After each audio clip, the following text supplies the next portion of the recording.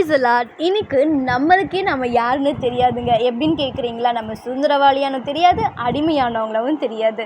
எப்படின்னு பார்க்குறீங்களா? சுதந்திரவாளினா நம்ம ஏசப்பாவுடைய பிள்ளைங்க. ஏசப்பா எனக்காக எல்லாத்தையும் செய்வார், முடியாததை முடிய செய்வார், என் பலவீனங்களை மாற்றுவார், சிறையிருப்புகளை மாற்றுவார் அப்படின்னு சொல்லுவாங்க. அடிமையானவங்களனா பிசாசுடைய வார்த்தைகளை கேட்டு, மனுஷனுடைய வார்த்தைகள், நடக்கிற காரியங்களை குறித்து பார்த்த உடனே அவிசுவாசமாக இருந்து, எனக்கு ஆண்டவர் செய்ய மாட்டார், என்னுடைய பலவீனம் இப்படி தான், என் சிறையிருப்பு மாறாது அப்படின்னு சொல்லிட்டு இருப்போங்க. இன்னைக்கு நம்ம எப்படிப்பட்ட பிள்ளைகளாக இருக்கிறோம்? வேதத்தில் சங்கீதம் 44 அதிகாரம் 5 பார்க்கிறோம், உம்மாலே எங்கள் சத்துருக்களை கீழே விழத்தாங்கி எங்களுக்கு விரோதமாக எழும்புகிறவர்களை உம்முடைய நாமத்தினாலே மிதிப்போம். பிரியமானோர்களே, தாவீது தன்னுடைய சத்துருக்களை இயேசுவின் நாமத்தினால முறியடிப்போம் என்று விசுவாசமாக சொன்னாங்க. கர்த்தர் அவங்க சத்துருக்களை எல்லாரையும் முறியடித்து போட்டாங்க.